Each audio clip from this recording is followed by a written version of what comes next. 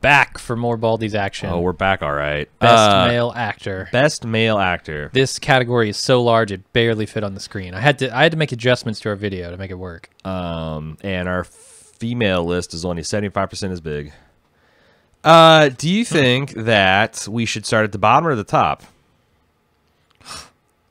I just see a wall of text Let's right just, now. you know what? Let's just go down. Let's just go down and make her cases for these guys, and maybe we can be like, oh, this guy's gonna drop. You know, I don't know. I fucking don't know. This is gonna be hard. All right, Chris Connor as Poe. I really like this guy. It's entertaining tough. as hell. One of these days we're gonna have to, if we get big enough and we get a staff or something, we should do guest or either guest spot or supporting, because like this guy's really good, and in a supporting role he might be capable of stealing the show, but he's just a really cool character.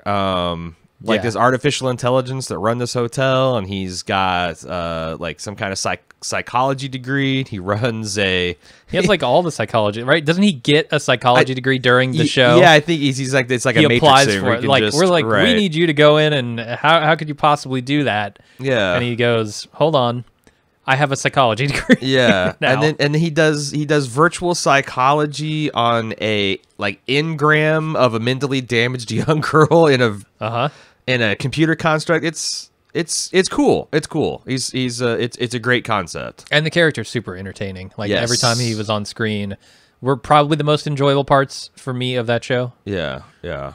And he's like badass too, because he can, like, the hotel he manages inexplicably has formidable countermeasures. Oh yeah. So it's great character. Great character. Jared Harris, though, oof, boy, buddy, Poe is really going to take a slacking here as Captain Francis Crozier from The Terror. I mean, I've always liked Jared Harris, and the first time I ever saw him is in Mad Men. I saw him in a couple British things. I think he's spectacular as kind of like the OPA separatist in The Expanse. And the range that he has is pretty impressive. Like he goes through a full arc. Oh, in this show? In particular, I just meant across the board. Like that actor playing something different every time. And here he brings this gravitas that he absolutely needs in this role. Yeah. Otherwise, it doesn't work if you don't believe that the men are going to follow him. Yeah.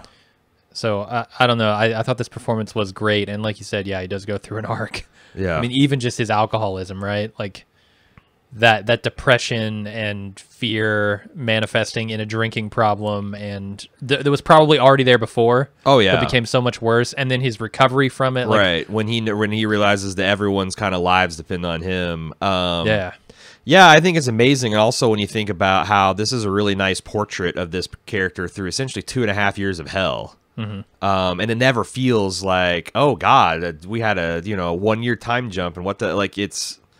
I mean, that's a lot of writing and direction too, but it is. It's good. Character work, but he plays it as well as he needs to. Then on the other end of the spectrum, we've got Adam Negatius as Cornelius Hickey. This is a man who rises through the challenge, is a man who's essentially broken and corrupted by the experience. I mean, I think he's frightening. Playing a complex villain that's scary is very hard. Yeah. And this guy also starts off like I could have seen him as a heroic figure too. And they kind of like go this like kind of misunderstood route. But I don't know. I thought he was really, really interesting and genuinely frightening in places as like this kind of pseudo crazy cult leader that emerges amongst the men. Yeah, and I think basically all of that comes down to his acting, because he doesn't have any kind of intimidation factor physically. So it's really just what he brings to the role. What he's willing, and what he's willing to do. Yeah. Tobias Menzies. Are we like organizing any of these? Or nah, I'm just kind of like going by and talking just to give people like a grounding. It's gonna take a while. Yeah. Big category. Do you want me to start sorting? Because these guys all seem like they belong at the top. Maybe Poe. You could. Yeah, that's what I was thinking. Like start swinging Poe down the list. Okay. Do I put him at the bottom? That seems mean. Fuck it. We're going to put him at the bottom. It's what you want, Jim. It's what I heard you wanted. Yeah, that is what I wanted, yeah. Okay, Tobias Menzies, you might notice him as the ineffectual Tully, Edmure Tully on Game of Thrones. He was the second in command of this expedition. Commander James Fitzjames on the Terror. I think he's definitely the third. Like, these are all great performances, but he's the third banana of a very, very good cast. Yeah, I mean, it's also an interesting kind of arc, because he's kind of like poised to be the shit, and he winds up finding some kind of nobility. And yeah, his death scenes, or I guess everything like leading up to his death, is fantastic, and the actor is doing such heavy lifting there. Yeah. Honestly, if I'm thinking of a moment in The Terror that stands out, his final scenes are one of them. Yeah. And that's the thing I didn't really, I guess, I don't know. I make this mistake too much. You play like a lightweight on television, like some kind of dandy, and I just like think that that's who you are until you show me otherwise. Kind of same way Jared Harris, I always thought he was kind of a mousy, kind of prissy sycophant, and then he plays two kind of like commanding dynamic characters like, oh, fuck, Jared Harris. It's almost like you can act and completely put on different personalities and faces. Yeah. Oh, boy. This is where I really struggle. Wes Chatham as Chatham as Amos Burton, because cast didn't make the list. What's happening with this list? This is all invalid. We already fought this. Well, maybe not, because I think I made this list up. Yeah, I don't think we did. Do you want to put, because I think that there's no way he's better than either of these two guys. So like, what's the argument? You might be right about that, but the argument is he should probably be mentioned because he got his. I guess heaviest duty stuff to do this season. Sure. With the story behind his family. Oh yeah. Like all that stuff I felt was pretty powerful. I thought the haunted Rocinante of last season was pretty good for where he was kind of like going stir crazy and starting to talk to the ship, and that was fan good. Of the opera. I don't know. I felt like he really came into his own as a character this season, and I feel like the performance was largely what carried that. So, do you want me to put it on here, and we can perhaps and then we can take him off swell and say it? He's not as good as Amos. Swell it over 30. You want to go 29? Unfortunately, the screen just doesn't have enough room for him. I thought that would carry the day. That's a problem. I think this is actually one of my favorite performances this year, but I can't defend it as good, can I? I mean, it's flat, but it's good. Like, I don't even know if it's that flat. Like I like this guy goes from giving like high heel walking lessons in one scene to like one of the most badass lines, "I am that guy," that I've seen probably in the last 5 years. It's just a great fucking moment. Yeah, I mean Wes Chatham is able to, with the same affect, play both comedy and menace. Yeah, in a way that I really haven't seen from another actor. Yeah, frankly. Yeah. He's one of the best things about that show. We all know what the best thing is. It's Miller. He didn't make this list, unfortunately. Why didn't he make the list then? Because you made the list. Well, no, it's pretty obvious. Amos is on here, nobody else. I think that's an A-Ron list. If I've never seen David, Class Ashford is on here. Yeah. I mean, like I said, we can put. I thought we had this argument, and the thing is, like, can a guy get on a list for being in 3 episodes of a season for 5 minutes? Right. I mean, he does a really great job. It made me like his Miller character, and I know he does a great job at playing like essentially an alien, right? Who's being scrambled through some kind of communications field and is trying to describe concepts to essentially a monkey. You know, But honestly, if I'm putting, fuck, I can't think of Miller's name, the actor's name. Oh shit, yeah. That's why he's not on the list. We couldn't think of his name. Yep.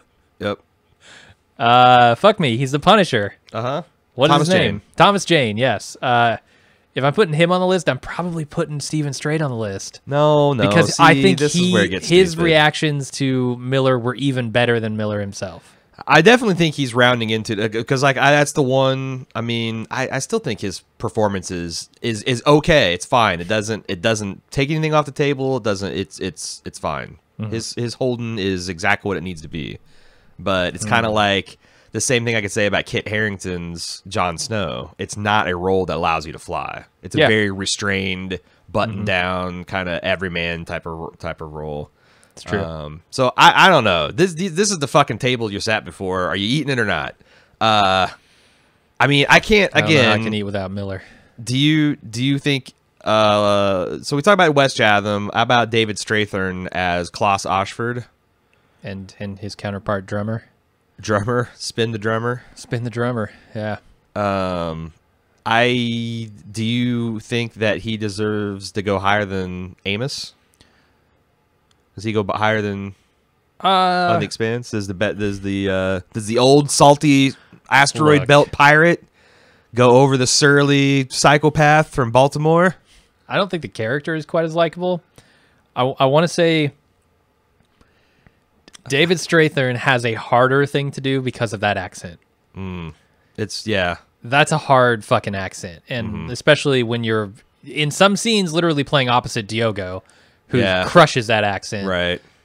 I felt like his accent was left a little to be desired. Oh, I had a good time emulating on the podcast. Right. His addresses to his crew on the Behemoth were Behemoth.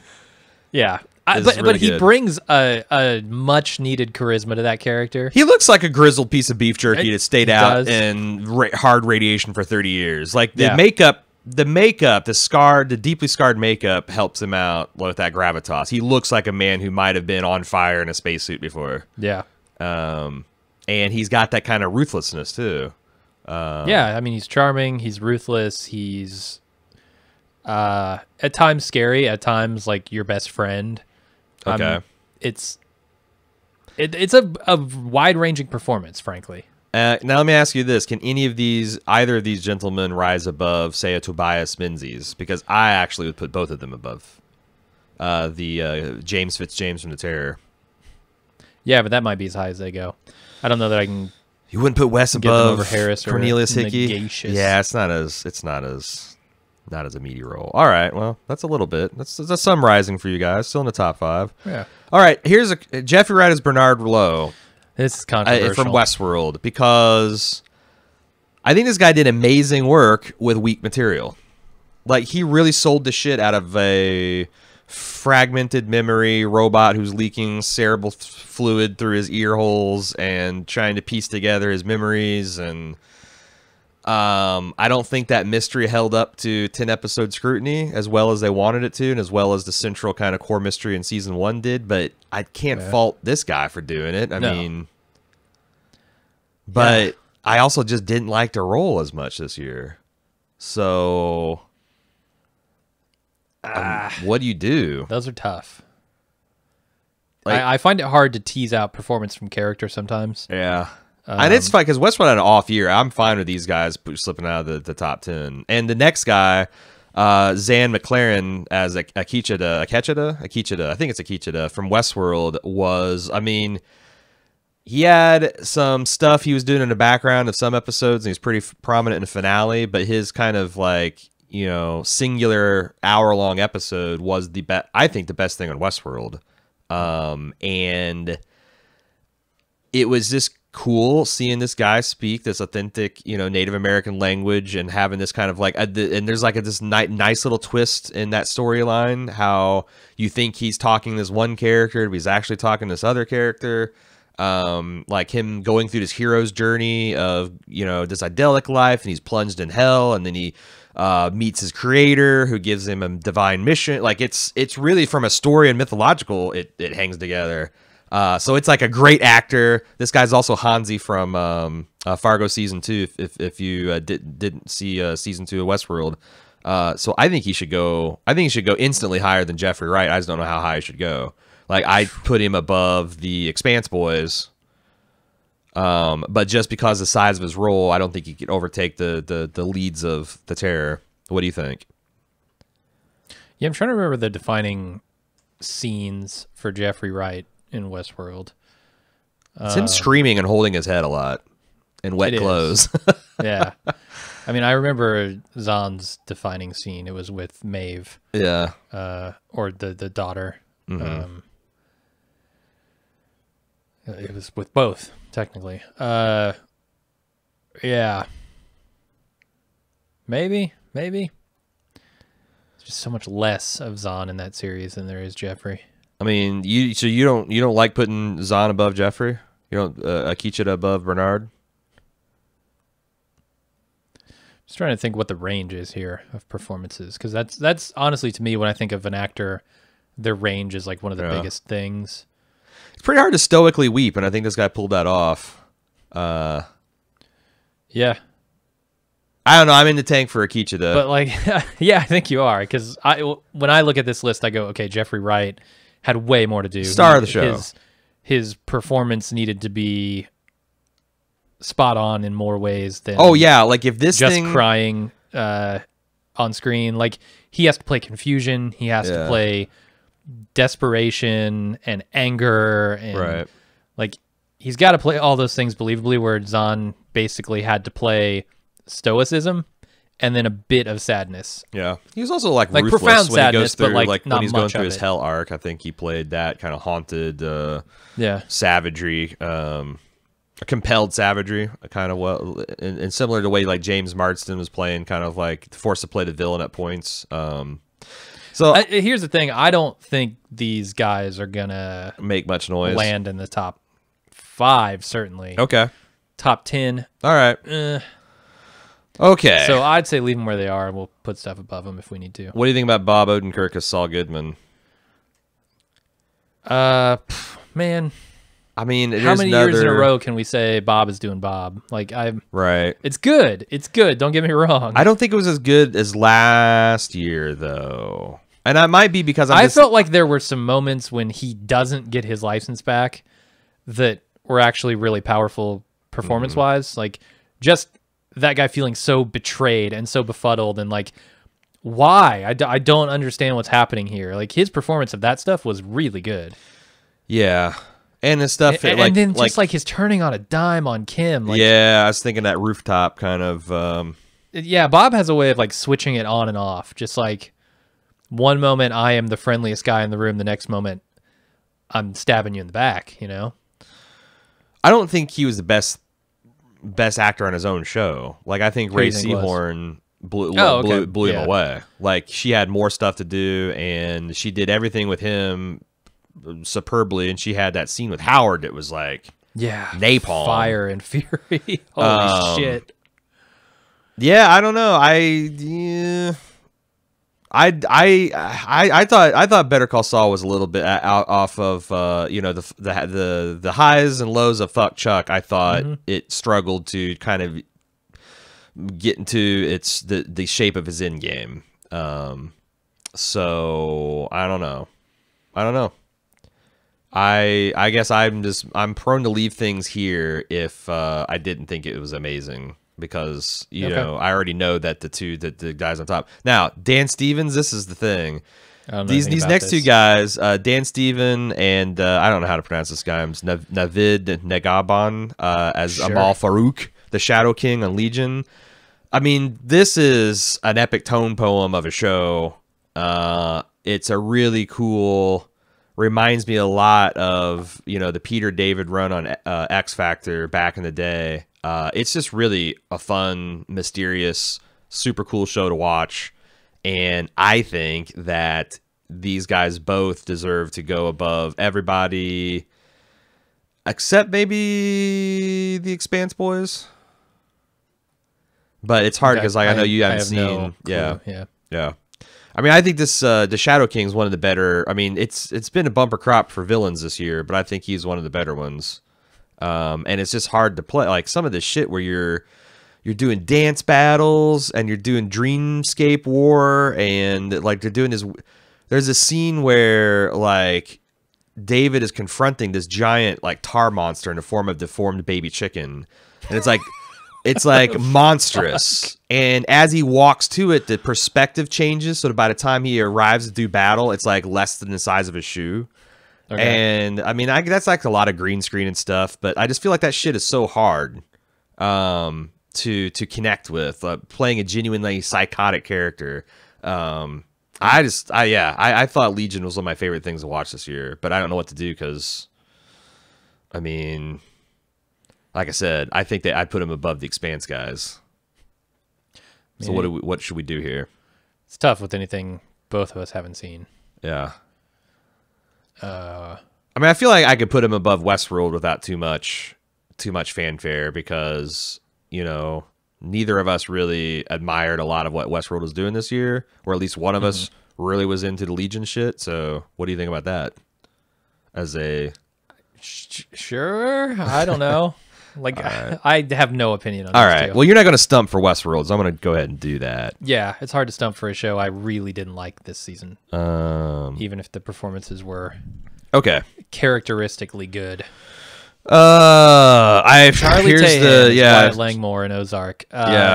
So they've been kind of building to this season for this character. Is this the kid? This is one of the kids. There are a lot of kids, but this is them kids. Maybe the only male kid. No. There's the child of the the main two characters, Laura Linney and what's his fuck, Jason something. So there are two male children in this, but this is the let's say the antagonist. He's the villain of the series originally. Yeah, I mean he's part of the villain's clan, the Langmore clan. They've kind of paired him off with the daughter of the Jason Bateman and Laura Linney, and kind of they're using that as a way to kind of compare and contrast their classes. I've seen this. So this is like Bruce Wayne on Gotham, right? Yeah. You've seen him in stuff probably before, but definitely since. Yeah. He's kind of starting to blow up, and rightfully so. I think some of his work with like when he's asked to sort of express the angst of being born into a shit family, which lives in a shit place and has shit prospects, right? When paired off with this girl who is, on the run from a drug cartel essentially, but also very well off, and essentially has like rich girl problems, right? There's so much for him to do there, and this is the season where it comes to a head, and he just fucking nails it. Like as much as she does too. He just, I don't even know how to like. Obviously, I haven't seen the show, so I can't like say, "Hey, here's the scene where like it's so good," and don't you remember that? But it really stood out to me as like a landmark performance for him. So where would you, if you were arguing, where would you put this guy? I'd go.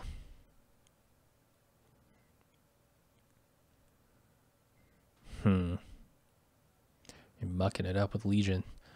I mean, I think it was better than most of the stuff that Fitzjames was doing, that Tobias Menzies was doing. Okay. I mean, I think it was fuck, man. I think it was number 3 so far. Wow. Okay. That's how I feel about it. But I don't think we can put it there just based on. We can always push back opinion. later. We'll see. Yeah. Okay, so here we go. James Franco as both Vincent and Frankie Martino from The Deuce. Was he not as good this season, or did the Frankie character step up so much that it actually became good on both ends of the spectrum? I think he was just as good this season as last. Oh, I do too, but does it get less impressive as we see the same? I mean, I think you're right. He actually made Frankie an interesting character, if not likable. Like he gave him something to do. And also like the amount of tension I had for his character. Like this man felt like this guy felt like a man who wanted to die, and this is the type of show that would fucking oblige him. But I've like for the first season I've been like, yeah, just for the laughs, and I'm like, I don't know, man, Frankie. He's just he's a likable shit. I think I think this guy should go above the Expanse stuff. Like I think we're in Terror level. Yeah. I mean, we're in like, we're kind of out of the genre stuff, right? Right. Like this is now just straight up good shit, good ass drama. Well, I mean, let's take these guys as a triplet, because we got Gabinga Akinagabi, I think is how you pronounce his name, as Larry Brown from The Deuce. Did we give Gary Carr the award last year? Was he the best? No, he was not. He's really like, goddamn. I actually think we invert these. It goes Gary, Gabinga, and James, and I don't know where if they have to rise and fall as a unit, but like of the show, Gary Carr was just really good. Larry Brown was most of the comic relief this season, and I thought which like the show needs. Dude, they gave him some hard shit to do, like those seduction scenes, and playing a bad actor is tough, I think. Yeah, like you have to buy him as a street pimp who comes off and can spit like kind of silky smooth flow, or at least porn flow. And he has to both look extremely uncomfortable, but also very comfortable, Right. totally nude. Right. Yeah, Like, yeah. That's a hard thing to do, right? Yeah. So I don't know. I mean, Larry is good, but man, Cece is just I think he's on every another time he level. steps on screen, it's just a dynamic performance. Can we do like a this number maybe and just leave these guys here? Yeah. Okay. Justin Theroux as Dr. James K. Mantelray. Great, but again, this is so quirky that maybe it's not a guest. quite... It's a guest spot too. It is, yeah. I think. I mean, I feel like as we get later into the series, it becomes less of a guest spot and more of a main character. Because the story at the end kind of revolves a lot around the computer and his relationship with his mom, and he's got a lot of stuff to do. But it's so quirky. It's like, is this a great performance? Right.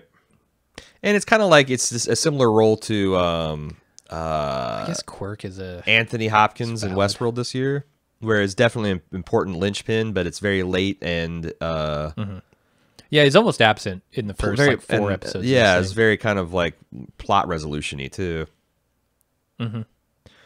Well, what do you think? I don't know. It's good. I just think I just think it's not as substantial. It's a great quirky role, but not as substantial as to rise above anything. Honestly. Yeah, I'm with you. Okay, we got some kids.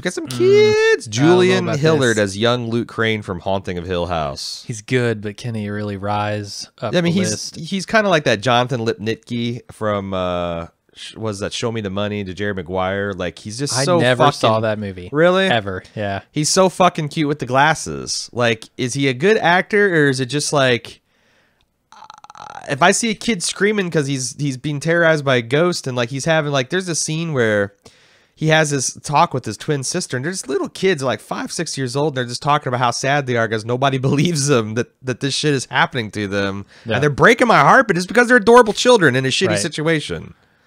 But I've also seen kids in these roles crater hard. So no, I feel like you have to handicap it both ways. Like kudos to the writers and directors for giving them material that they could handle in a believable way. No, it's easier for a kid to sort of like worm their way into your heart. Yeah. But it's also hard for a kid to act at all. Right. So like there's a handicap on both sides of the equation. Right. So I guess they just cancel each other out. I'm fine with leaving him in the Justin Theroux spot of like, hey, we won. I see what you're doing and it's good, but you're not getting in the top probably 10 of the Baldies this year. Yeah. Okay, now here's some interesting stuff. Bobby Cannavale as Colin Belfast, Stephen James as Walter Cruz, and Shea Wiggum as Thomas Caruso from Homecoming. I've seen the first 3 episodes of this. 3, okay. And I see what you. This show is Sam Esmail as fuck. Oh yeah, like I think in a more refined way, than Mr. Robot. But it's very recognizably that, even down to like some of the font choices and things he's doing with it. But I mean, it's very intensely interesting. I was surprised that it's an interesting 25-minute drama, and I was also surprised at how like weird it got right away. And I can, but I also don't know. I'm assuming this all builds up into something that's not only incredible in season 1, but doesn't wrap up. Like this thing seems like something that should wrap up in 10 episodes. Yeah. So you tell me. From what I've seen, I think Walter Cruz is doing the most, but Bobby Cannavale, I can already see how fun his role is. Yeah, and Bobby, he gets a lot more to do in later episodes. I didn't even recognize his photo. Like when he was ranting and raving on the phone, it was like 5 minutes before we actually see him. And I'm like, who is this jackass? This like lightweight corporate CEO, sales and marketing guy. And it's fucking Bobby Cannavale. Yeah. So I think he's the one. Like the Walter stands out but I could see, and then Shay's just doing.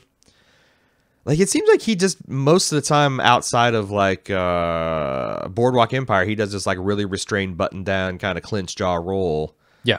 Like, and you can tell something's in his bit. But that's the other thing. In the second episode, I thought, Julia Roberts gave him such a slam the door in your face, stonewall kind of, even on basic info, that I was surprised when he went back to headquarters and he was just kind of like, I'm kind of torn about whether I should pull at this thread. But I also don't know enough about, like, the story to know where Like, why? Like, what kind of political pressure is on this? Like, is this a mandate to like shut this down quietly, or is it a mandate to find the truth? Like, I don't know. But so I guess I'm asking you.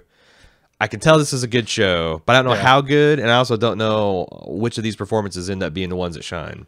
And I'm gonna admit that I have a little bit of bias toward Bobby Cannavale here because I like that guy's performances across the board.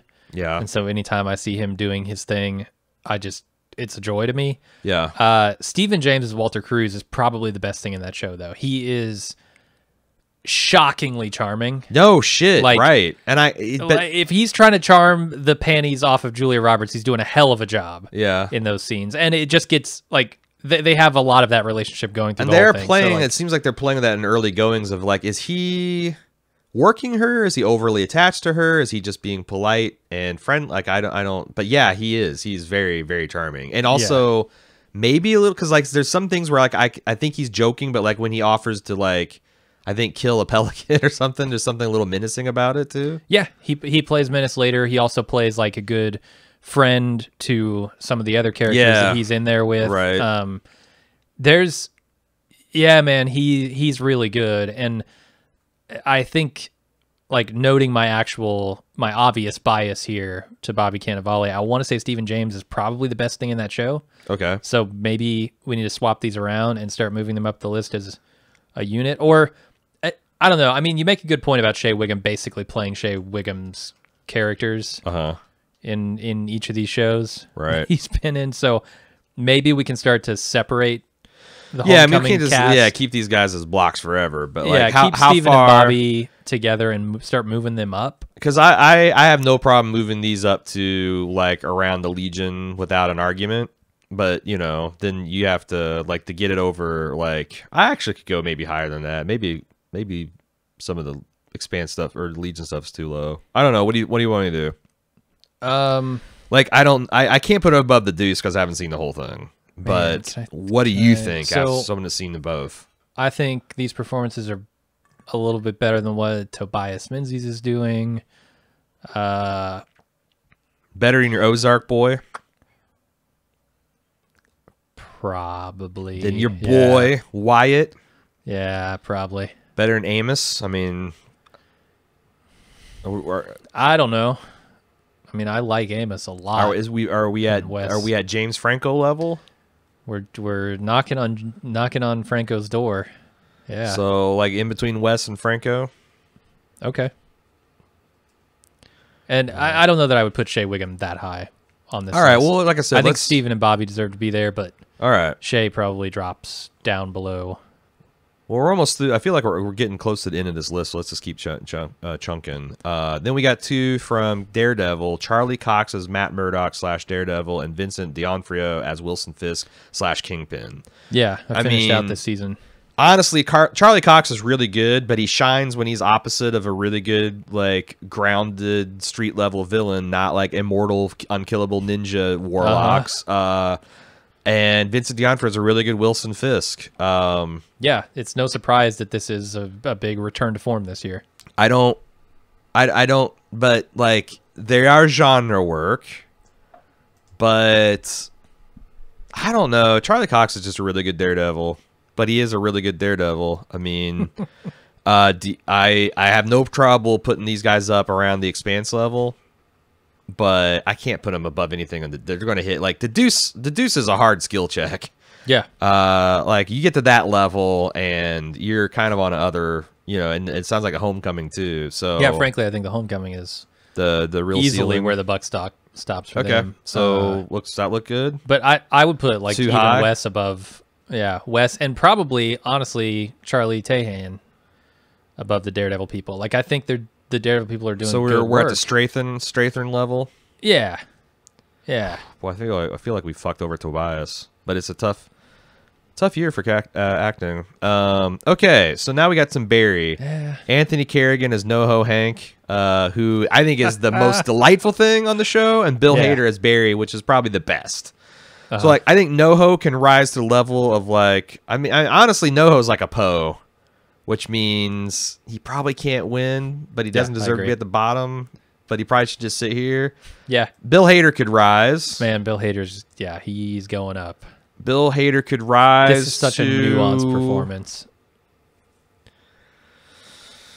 Man, I think it's better than the Daredevil stuff. I've got a number in my mind. I want to see where you land. Okay. Where is Odenkirk? I want to make sure he's definitely. Oh shit, Bob Odenkirk's way down low. Yeah, he got fucked. He got fucked by Zahn McClarnon. I think. Clarendon? I don't know how to say that name. I think he's right at James Franco. Aha! Number 6 was going to be my. Okay. Bam. My number. Can't argue with that. Yeah. I mean, you can. People will, but I wouldn't. Not in this room. That's where he goes. Nobody in this room is going to argue with it. Okay, and NoHo's fine with being where he is. Yeah, NoHo's a supporting character at best, and it's pretty one note. Rob McElhenney as Mac from Always Sunny, like, I mean, the dude. I mean, that final scene of the season. The difficulty is fucking impressive from of radically transforming your body and learning interpretive dance and doing a very long, complicated, good version of that for a stupid right. Comedy. Yeah. I think deserves something, but something for sure.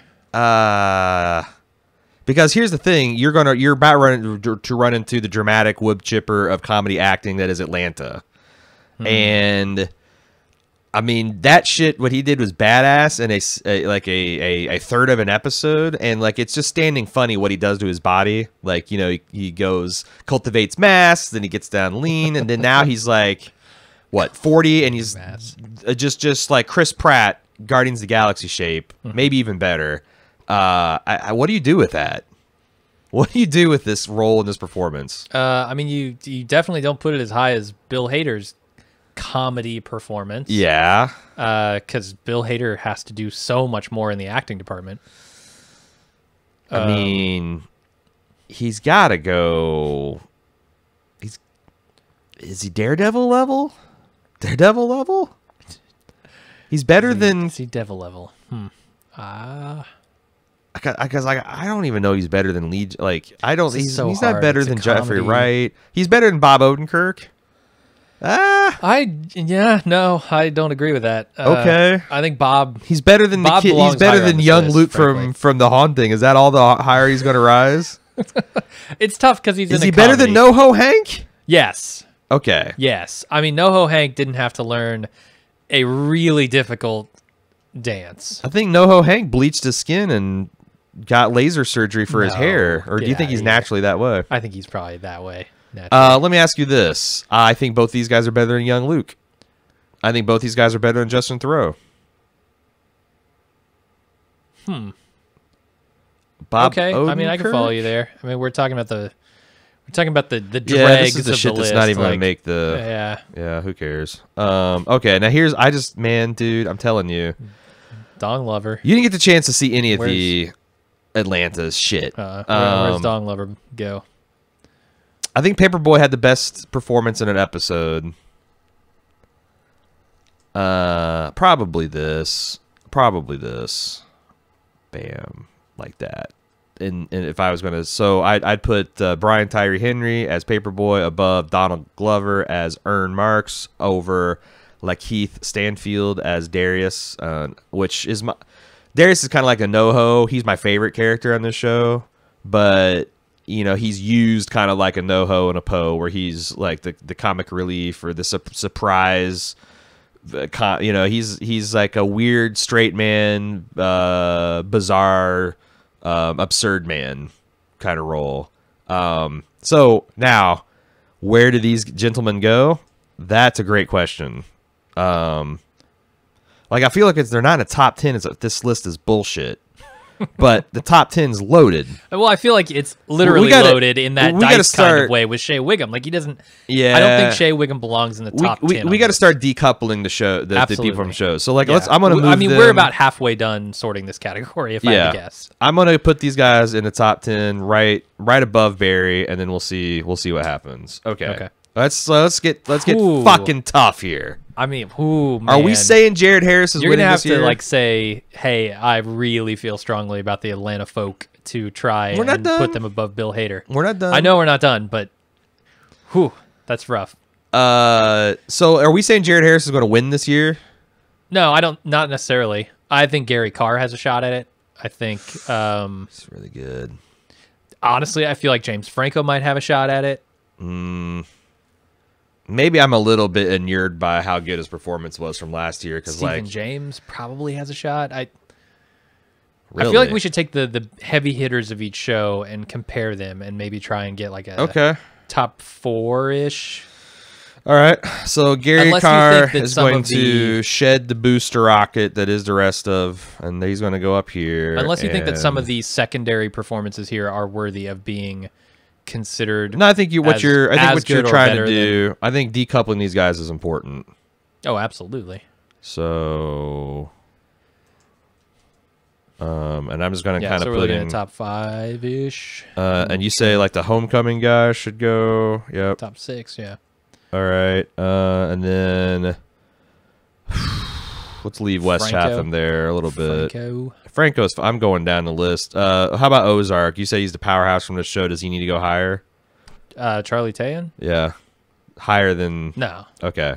He's not in contention for best. Okay, it was Charlie Cox or Vincent D'Onofrio better?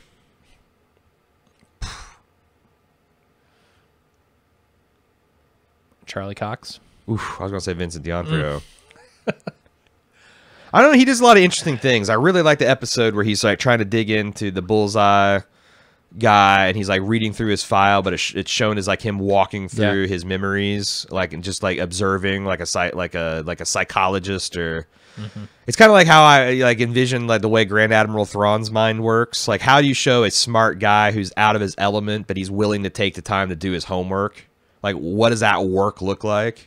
Yeah. There's the tedium of reading and build. I thought that was pretty cool. It's a montage of him flipping through papers is boring. Yeah, yeah, that's what's really happening. So how do you actually make that seem exciting? Like, he's just a physical beast. Like, he believably seems like he could just like Hulk smash you.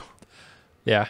And to the point where like when Daredevil sneaks into his house, I'm like, are you gonna? You're in a bad state. Are you gonna be able to kill this guy even if you have access to him? Right. So, yeah. So, I don't know, but Charlie Cox is really good, and he does a lot of complicated stuff where he's kind of haunted by the spirit of Kingpin and his dad and his mom. Like, right, and I think it's a more dynamic performance. Like, D'Onofrio is simply asked to be intimidating and stoic. Right. Which can get boring at times. And a lot of his performances in the plotting. Like, he's good because he just seems like every time you think the heroes have finally got... You just like, nah, he's still 2 steps ahead of you, and you're going to be beaten and humiliated. Whereas I felt like Charlie Cox had a lot of emotions to put on display here. And he's emoting without his eyes for so much of the time. And even when he's not wearing, like, he has to kind of still act a little blind, which is... That's fucking hard. No, yeah. That's hard, and he does it maybe the best I've ever seen. Yep. Okay, so I'll go with him being the best, but now here's the question: is how far can he rise? Because I can't put him above somebody from Atlanta. Oh, okay. I mean, I don't think he's even going to pass Bobby. So is he Bobby Cannavale? Okay. All right. So let's keep going to. Well, I don't think we need to worry about Klaus. I don't think we need to worry. I mean, Tobias is better than these. Are we wanting to sort this? Or we're trying to find like people that should rise. I guess pick out the stars and shoot them to the top. Dan Stevens. I think Dan Stevens is better, or as David Haller is better as a better character than Amal Farouk. But Amal Farouk is a really good villain. And I don't know. I don't know how far. Like. It's so weird with you not having seen it. Yeah. I guess I'm going to not put him above Bobby Cannavale. I don't know. We'll see. We might come back to that. All right. And then we got Jeffrey Wright at... Jesus. Is he going to make the top 20? Is Jeff... Okay. Gun to your head. Was Jeffrey Wright as Bernard better than Zach McLaren as Akichita?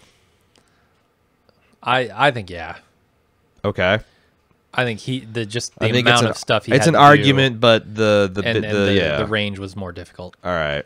So how high does he rise?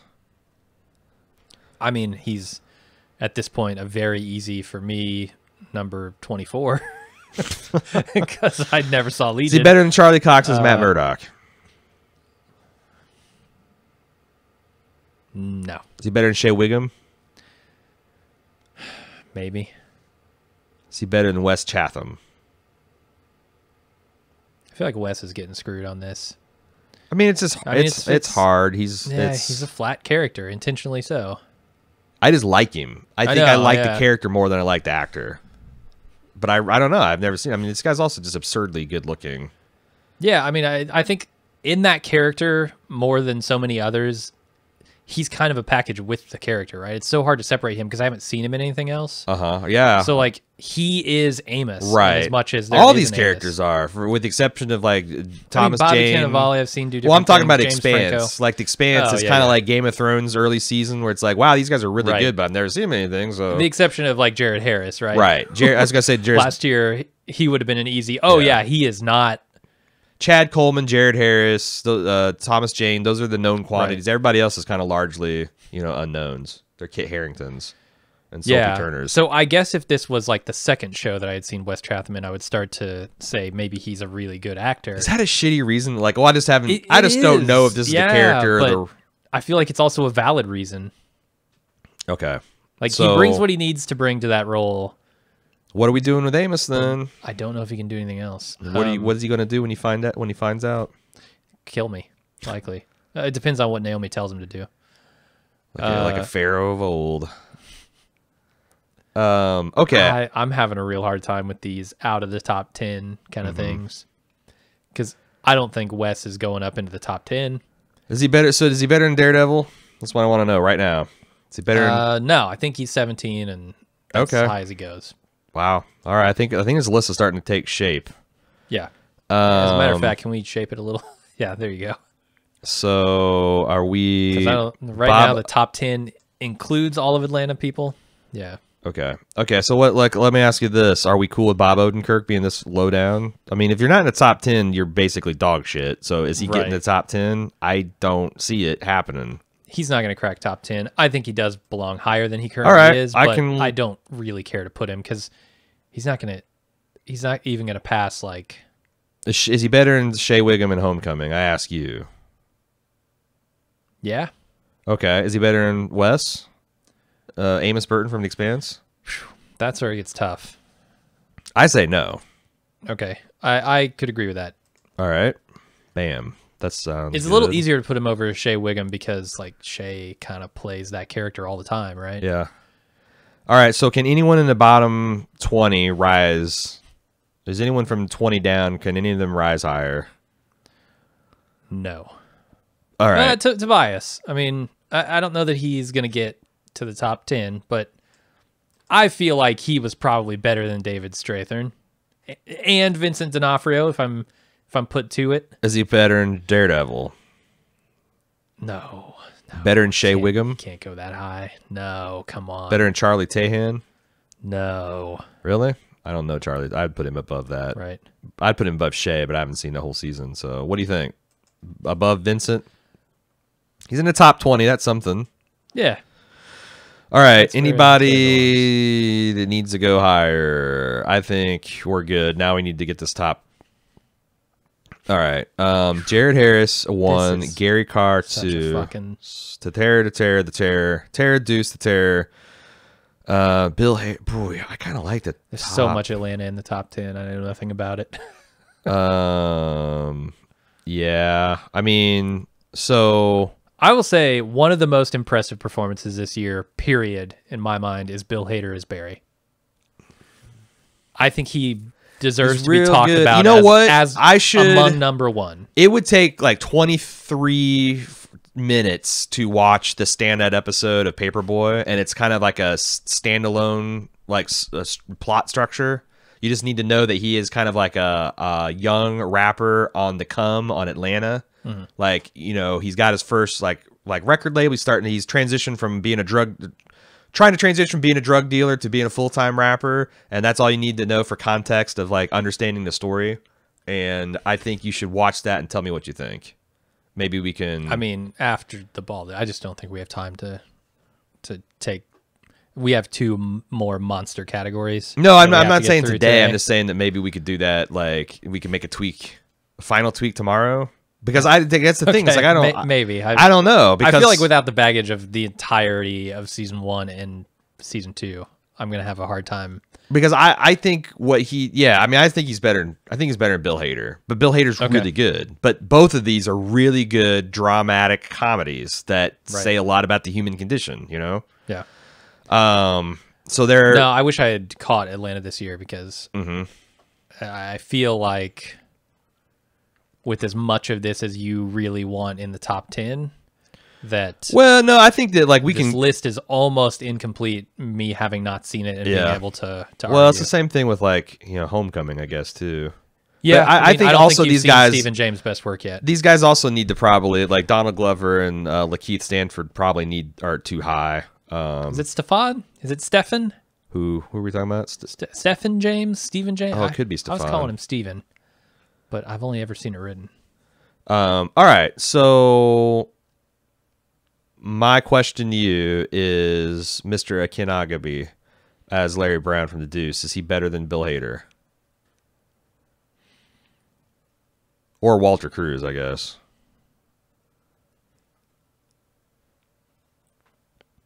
Let's see. Let's dig back through my whirlwind memories of both of those seasons. Man,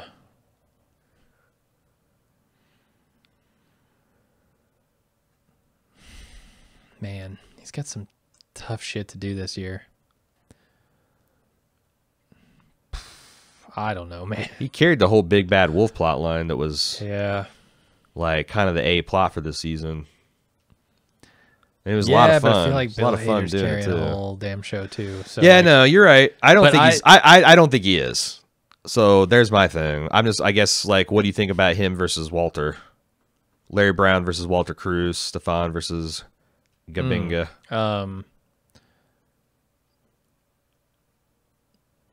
Homecoming versus The Deuce. So many plot lines, so many storylines. Tough. So much professional respect at stake. The Baldies can really turn a career around or ruin one. I mean, as much, I mean, if you don't win one of these by the time, I think the only career to ruin is ours. Yeah, it's now a BGOT. You got to get a Baldy to truly round out your awards. It's the Grand Slam. Oscar, Emmy, because it's Golden Globes, Baldy. If you clean up on that, man, and a Grammy. There you go. And you got to win the World Series and the Super Bowl. That's the Devil Slam.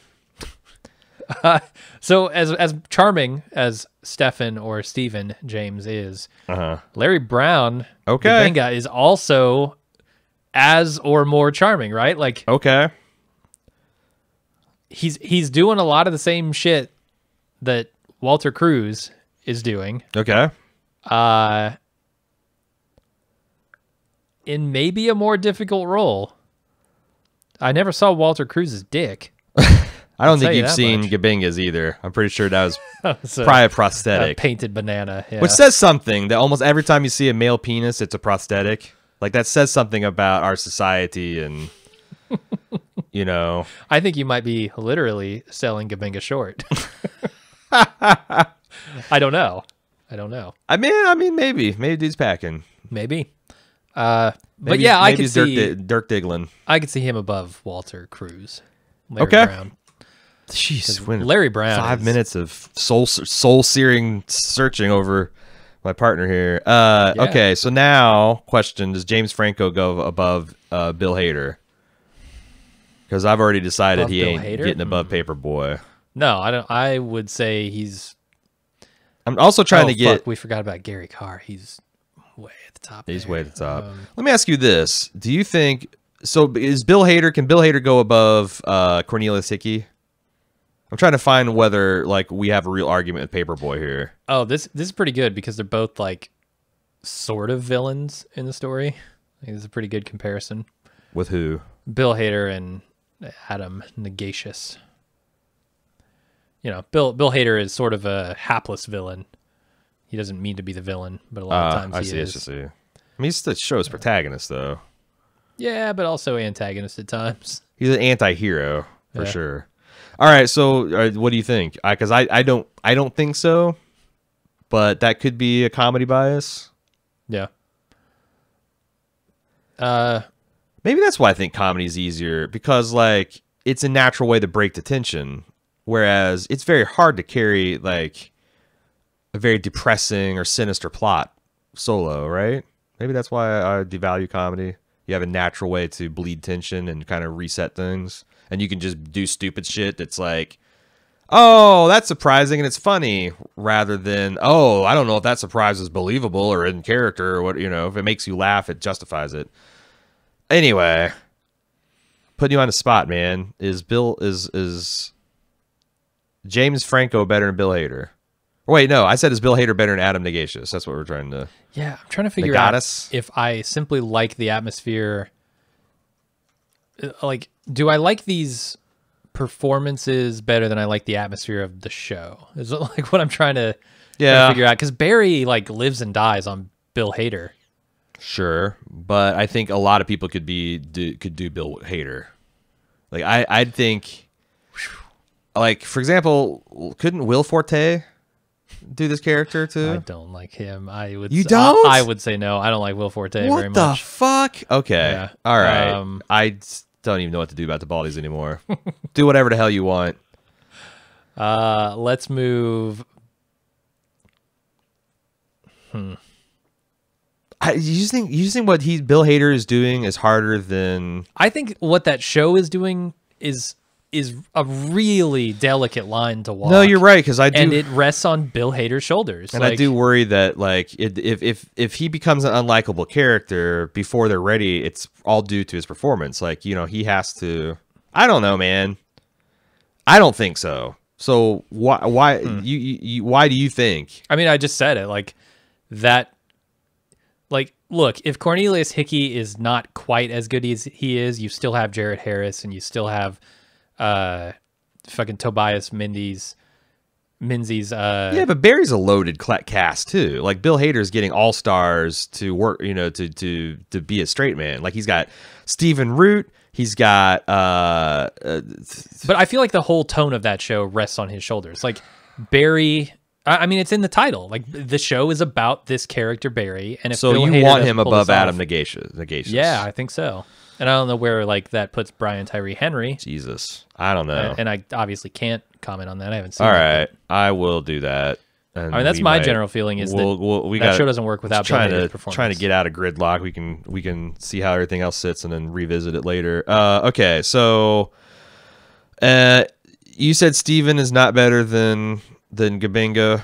I don't think so. James Franco, close. Is he better than like?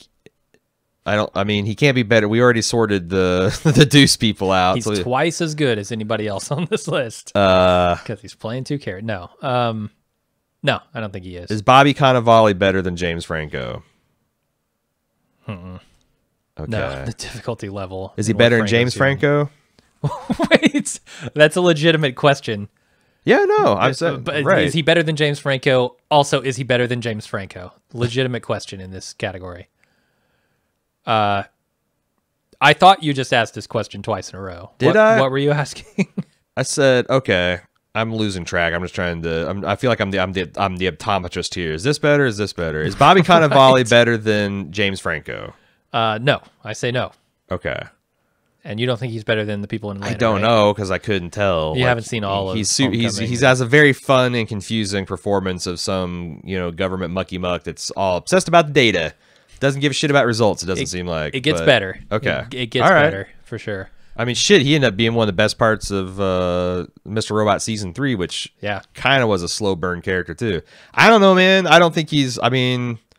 I don't know, but like, I mean, if he doesn't hit Franco, then it's all on you. That's why I'm asking you if he's better than Franco. Because if he's better than Franco, then like he's going to be. But if he's not, now you got to make. Now I got to throw to you and say, is he in the top 10? I think he could be. I'll put him above. I'll put him and Okay. This is so unfair. This is so unfair. Having not seen all of Homecoming, and me having not seen any of Since holy shit! What? He just dropped 5 spots. Yeah, because he's a very entertaining side character on this show. That's what I'm saying. Like, I think I can, and honestly, probably Bob is better. Now I start getting confused because I don't know. I haven't seen enough of Shay or Charlie, but I think he's better. Like, here's what I think. So I just put Bob Odenkirk. He nudged out. He's 14 to Lakeith's 15. And none of this matters because he's not top 10. Yeah, I mean, do we have a good top 10 now? We got Jared Harris. Pretty good. We got Jared Harris as the Terror #1. Gary Carr as CC the Deuce. Okay. Man, these shows. Is CC better? I say no because than Jared Harris. Okay. But it's a debate that one could have. And also, it's like a debate. Yeah, it's horror versus street crime. It's like historical versus kind of modern. It's atmospheric versus political. Fun. Like, I don't think Terror was fun to watch, but as drab and dire as the Deuce is, like The Wire before it, it can also be very funny. Mm-hmm. I don't think so. I like Jared Harris, but I also recognize that I'm in the tank for the setting and the historical piece, all that. God damn. I mean, Gary Carr. He's defined like scary pimp in my mind at this point. Like there's no one else. He's definitely the pimp I think is the scariest between all the seasons. Oh yeah. Yeah. He just plays smooth and dangerous. Yeah. And like. Yeah. No. But Jared Harris plays. I fully believe a man like that can just dominate like women and men around him. And kind of make you like him while he's doing it until it's time for you not to like him or to fear him, and then it's scary. I think those are in an order I'm okay with. I think so too. I think I'm kind of fine with the top 5 because we haven't espoused like much of the positives of Jared Harris's performance, but I think he plays like authoritative. I feel like we spent a good 5. It's been a long time ago because we've been at this for an hour. Yeah, right. That's fair. Okay, I think 1 and 2 are where I like them. What about I'm fine? I think I'm fine with Bill being 3, maybe, depending on how high Atlanta stuff rises. I don't. Yeah, I mean that's the thing. Like okay, let's do 4 and 5. Are you more interested in putting Brian Tyree Henry or Adam Negacious at 4? I mean, I will say that this paperboard character is unlike. I've never seen like a rapper character that's like a 3-dimensional character that has like, there's usually these like super hyper masculine, successful, kind of ignorant, not very thought first perspective. And there are elements of that. Like, you can tell he's a good dude, but he probably hasn't really thought a lot of social issues outside his own sphere. But like, I don't know. I mean, I've seen like, especially like, isn't Cornelius Hickey isn't he gay? Like the kind of like the evil misunderstood or the misunderstood shady manipulative gay. Like this guy's essentially a more maniacal Thomas from Downton Abbey, and I feel like that's a little tropey at this point. So like I kind of want to give Paperboy because of the originality. And I think the authenticity, or what feels like authenticity, to this 42-year-old white man. Yeah, I mean Indianapolis. The way you're describing it, and basically the things that I know about Donald Glover, it sounds like he might be writing a lot of himself into that character. Yeah, a lot of and it's like I don't know, because he can't be all these things. Like he's writing like the perspective of wealthy, privileged black academics and poser rappers and there's probably hangers on and each of them. Shitty family that drag you down. Like he can't be all these, but I imagine that's why he's got like this huge writer's room, that he's got like a sensibility, and he's like, I just want to talk about real shit. What is it? Real shit that's going on within this community in a kind of interesting but also funny way, and not stereotypical. Like there's this one point where tropey. I just got lots of, I don't know. I can't just be like, oh, there's one point in Atlanta where it's amazing. Like I said, if you get a chance to watch, I'll have to find out the episode that's kind of like his centerpiece this season. If you don't mind, I'd like to put him above Adam. Okay. And then I kind of like this top 10. Okay, it's Hickey, then Larry Brown. I don't think Larry Brown's better than Cornelius. Now you got to tell me if Walter Cruz if he's set. Is he? Yeah, no, I think he's set right. And I think, yeah, Donald is. I don't even think the best thing this season, although he did have a really memorable role with heavy makeup and prosthetics that I don't want to spoil. I will say, I think Stephen James is getting the position above Franco because of recency. Like James Franco has been doing this thing for 2 to 3. Like I said, I mean, I'm definitely giving a very good role above a very other good role because I haven't seen something like this before. Right. So that's valid. It's all subjective. Yeah, I mean, aside from not knowing anything about Atlanta, I think I'm good with this list. Do you think, do we need to get any better? Does anybody need to sneak in the top 10? Like, that's maybe the thing that I'm least sure about in this whole list, aside from Atlanta, obviously, is Bobby Cannavale. Yeah, he gets a lot better in Homecoming. Right. He has more to do. Yeah. He's not just this essentially like fixer buffoon, or buffoon boss the whole time. What about anything like, okay, so the other thing about the Baldies that's always good to do is shine a light on something want to shine a light on. I noticed that I like Legion a lot, and I think it's something that could get love, and I like the Expanse obviously a lot. Are we making a mistake not featuring any of these? Because the thing is, if I'm pitching straight down the middle, I don't think any of the Expanse boys get in the top 10. Here's the thing. We haven't, right, I agree with that, and I think we haven't done best drama. Yeah, because it's going to be. Will earn some marks there. At least top 5. Dude. Okay, all right, I'm cool with that. Yeah, and Legion probably will get in the top 10. So, all right, I think we're done with best male actor. All right, recap the top 10. Top 10: Jared Harris as Captain Francis Crozier, Francis from The Terror, Gary Haar as Cece the pimp from The Deuce, Bill Hader as Barry the assassin from Barry. Brian Tyree Henry as Paperboy from Atlanta, Adam Scasius as Cornelius Hickey from The Terror, Gabinga Akanagbe as Larry Brown from The Deuce, Stephen or Stefan James as Walter Cruz from Homecoming, 8, James Franco as both Vincent and Frankie Martino from The Deuce, Donald Glover as Ern Marks from Atlanta, and Bobby Cannavale as Colin Belfast from Homecoming. Top 10.